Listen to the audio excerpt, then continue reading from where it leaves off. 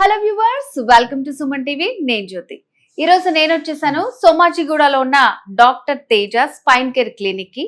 So ఇక్కడ మనకి వెన్ను సమస్యలకి అండ్ అలాగే మోకాలు నొప్పులు, జాయింట్ పెయిన్స్ ఇట్లాంటి వాటన్నిటికీ కూడా సర్జరీ లేకుండా ట్రీట్మెంట్ అనేది అవైలబుల్ గా ఉంటుందన్నమాట. సో ఇక్కడ డాక్టర్ మనకి ఎగ్జాంపుల్ తో సహా చూపిస్తారు అసలు పేషెంట్ కి ఎలాంటి ప్రాబ్లమ్ తో వచ్చారు, వాళ్ళ ట్రీట్మెంట్ తర్వాత ఎట్లా ఉన్నారనేది మీరు కూడా స్వయంగా చూడొచ్చు. సో మరి ఇంకెందుకు ఆలస్యం, డాక్టర్ గారితో మాట్లాడదాం. తేజ గారు, డాక్టర్ గారు నమస్తే అండి. సో తేజ గారు, ఇప్పుడు చాలా మంది సర్జరీ లేకుండా అసలు ట్రీట్మెంట్ అంటే చాలా షాక్ అవుతూ ఉంటారు. లైక్ మీ దగ్గర అయితే చాలా సక్సెస్ రేట్ ఉంది, చాలా మంది పేషెంట్స్ మాకు చాలా లైవ్ లో చూపిస్తున్నారు. సో కొంతమంది అంటే వాళ్ళకు ఉన్నటువంటి జాబ్సా లేకపోతే వర్క్ ప్రెజరా, అసలు బ్యాక్ పెయిన్ అనేది ఎందుకు వస్తుందండి? రీజన్స్ ఏంటి అసలు? మనకి ఎగ్జాక్ట్ రీజన్ దీని వల్లే రావాలని లేదండి. మేబీ పోస్చర్ వల్ల కావచ్చు, చాలా మంది ట్రామా కింద పడుతుంటారు కదా, దాని వల్ల బ్యాక్ పెయిన్ ఏమైనా రావచ్చు, ఏమైనా న్యూట్రిషన్ డెఫిషియన్సీస్ వల్ల రావచ్చు. అంటే ఇక్కడ చాలా వరకు పేషెంట్స్ బ్యాక్ పెయిన్తో వస్తుంటారు అనమాట. సో అదే మనం డిఫరెన్షియేట్ చేయాలి, దేని వల్ల వస్తుంది అనేది చూడాలన్నమాట. చాలా వరకు నవేడేస్ కామన్ గా చూస్తున్నాం ఏంటంటే మల్టిపుల్ డిస్క్ బల్జెస్ అంటాం. ఈ డిస్క్స్ అనేది టూ బోన్స్ మధ్యలో నుంచి డిస్క్స్ ఉంటాయి అన్నమాట. అవి బయటకు వచ్చేసి సో పక్కన నరు పైన ప్రెషర్ పడేసరికి లెగ్స్ లో కానీ హ్యాండ్స్ లో కానీ రేడియేటింగ్ పెయిన్ వస్తుంటాయి. ఇక్కడ మాకు వచ్చే కేసెస్ అన్ని కూడా ఇవి డిస్క్ బల్జ్ కేసెస్, అంటే స్పైన్ ప్రాబ్లమ్స్ తోనే వస్తుంటారు అనమాట. సో కొన్ని ప్రాబ్లమ్స్ ఎలా ఉంటాయంటే రిఫర్డ్ పెయిన్ అంటాం. కొన్ని ప్రాబ్లమ్స్ ఎలా ఉంటాయంటే బ్యాక్ పెయిన్ లాగా ఉంటుంది, కానీ దాని మనకి ఈ డిస్క్ ప్రాబ్లమ్స్ వల్ల కానీ స్పైన్ వల్ల కూడా రావు. ఫర్ సపోజ్ చూడండి, ఇప్పుడు కిడ్నీ ప్రాబ్లమ్స్ ఏమైనా ఉన్నాయి, కిడ్నీ ప్రాబ్లమ్ ఉన్నప్పుడు పెయిన్ ఇక్కడ కామన్ గా ఉంటుంది. ఇక్కడ దీన్ని ఎలా డిఫరెన్షియేట్ చేస్తామంటే, కిడ్నీ ప్రాబ్లమ్ ఉన్నప్పుడు పెయిన్ వచ్చేసి స్పాస్మోడిక్ మాట, సడన్ గా వచ్చి సడన్ గా తగ్గిపోతుంది. బ్యాక్ పెయిన్ ఎలా ఉంటుందంటే కొన్ని మూమెంట్స్ లో అగ్రివేట్ అవుతుంది. ఇక్కడ ఇంకోటి ఏంటంటే లాయిన్ టు గ్రాయిన్ పెయిన్ అంటమాట. ఈవెన్ గ్యాస్ట్రైటిస్ ఎక్కువ ఉన్నప్పుడు కూడా బ్యాక్ పెయిన్ వచ్చే ఛాన్సెస్ ఉంటాయి. సో అది root cause. First history taking అంటాం. హిస్టరీ టేకింగ్ లో ఇవన్నీ మనం చూసుకోవాల్సి ఉంటుంది, దేని వల్ల పెయిన్ వస్తుందని.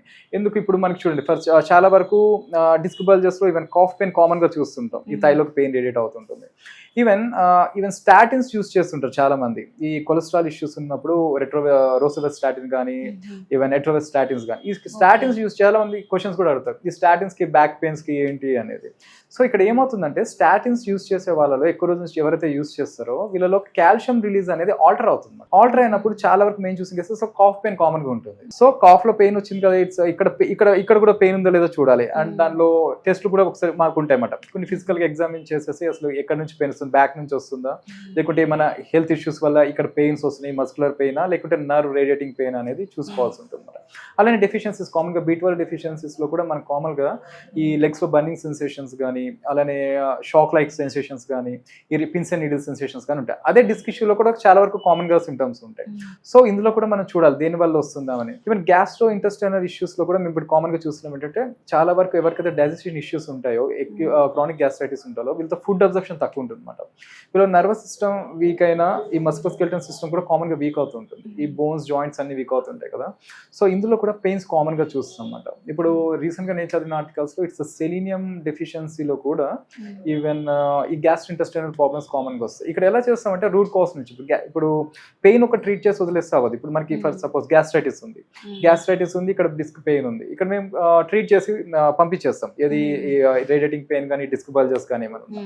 కానీ ఇక్కడ ప్రాబ్లం ఎక్కడ నుంచి వస్తుంది, వీళ్ళు తీసుకునే ఫుడ్ సరిగా న్యూట్రిషన్ అయితే బాడీకి అబ్జర్వ్ కాక దానివల్ల ఏమవుతుంది, ఈ డెఫిషియన్సీస్ తో మళ్ళీ పెయిన్ అగ్రివేట్ అవుతుంది, బల్జెస్ అనేది మళ్ళీ రిపీట్ అయ్యే ఛాన్సెస్ ఉంటాయి. మనం ఇక్కడ ఏం చేస్తాం, ఇప్పుడు గ్యాస్ట్రైటిస్ ఒక పేషెంట్ రీసెంట్ గా ట్రీట్ చేసిన కేసెస్ లో ఇది గ్యాస్ట్రైటిస్ అండ్ ఇక్కడ అలానే సైమల్టేనియస్ గా ఈ డిస్క్ బల్జెస్ కూడా అన్నమాట.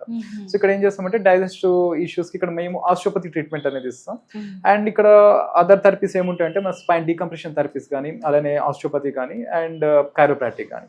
సో ఇక్కడ ఏంటంటే మన రూట్ కాజ్ ఎక్కడ నుంచి అయితే ప్రాబ్లమ్ స్టార్ట్ అవుతుందో అక్కడ నుంచి మనం థెరపీ అనేది స్టార్ట్ చేయాల్సి ఉంటుంది.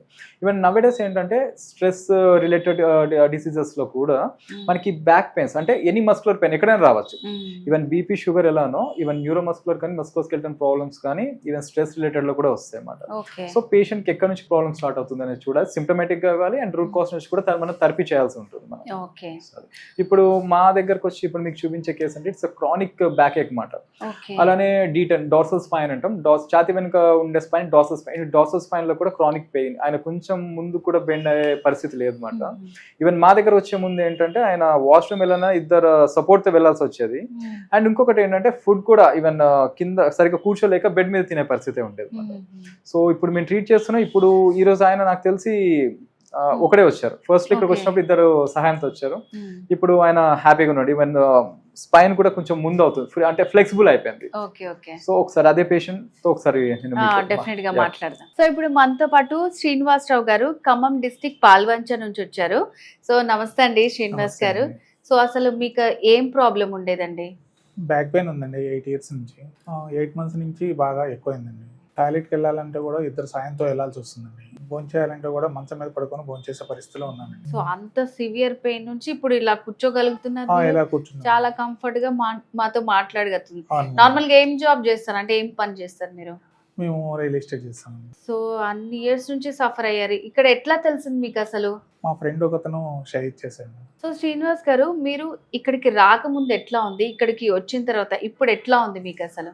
నేను ఇక్కడికి రాకముందంటే ఇద్దరు సాయంతో వచ్చానండి ఇక్కడికి. ఇప్పటికి 12వ రోజు అండి. ఈ 12వ రోజుకి చాలా 100% 99% తగ్గిపోయిందండి. ఆ రోజు ఉన్నప్పుడు ఈవెన్ బాత్రూమ్కి వెళ్ళాలన్నా ఇద్దరు సాయంతో వెళ్ళాల్సి వచ్చేదండి. ఈవెన్ భోజనం చేయాలంటే కూడా మంచం మీద పడుకొని భోజనం చేసే పరిస్థితి ఉందండి. ఇప్పుడు 12వ రోజు అండి. ఈ రోజు నేను సింగిల్గా వచ్చానండి మన హాస్పిటల్కి. ఇప్పుడు వంగమంటే కూడా మామూలుగా వంగి బెండ్ అయి మీ పనులు బెండ్ మీరు అవుతున్నాను. మా పనులు చేసుకోగలుగుతున్నారు. అన్ని పనులు నేను చేసుకోగలుగుతున్నాను సింగిల్ గా. అస్సలు లేదండి, ఒక్కరు కొద్ది కూడా లేదండి, కొంచెం కూడా బెండ్ లేదండి. ఇప్పుడు 99% ఫ్రీగా బెండ్ అవుతున్నాను. నా Okay. పనులు నేను సొంతంగా చేసుకోలేస్తున్నాను. సో మరి మీలాగా చాలా మంది బాధపడుతుంటారు, అట్లాంటి వాళ్ళందరికీ కూడా మరి మీరు సజెస్ట్ చేస్తారా? 100% మేడం. తేజస్ క్లినిక్ సోమాజిగూడలో ఉంది. Hmm. మీకు 100% క్లియర్ అవుతుంది అని చెప్పేసి నా ఫ్రెండ్స్ అందరికీ సజెస్ట్ చేస్తాను మేడం. సో వ్యూవర్స్ చూసారు కదండి, ఇక్కడ మనం లైవ్ ఎగ్జాంపుల్ చూస్తున్నాము. తను ఇంతకు ముందు అసలు ఇద్దరు వ్యక్తులతో కలిసి వచ్చేవాడు అనమాట. సో ఇప్పుడు తను ఒక్కడే వస్తున్నారు. 12 days ట్రీట్మెంట్ తర్వాత చాలా హ్యాపీగా ఉన్నారు. సో మీరు కూడా ఇలాంటి ప్రాబ్లమ్స్తో సఫర్ అవుతూ ఉంటే కనుక స్క్రీన్ మీద కనిపిస్తున్న నెంబర్కి వెంటనే కాల్ చేసి అపాయింట్మెంట్ తీసుకోండి. So Tejas clinic, spine care clinic సోమాజిగూడలో ఉంది.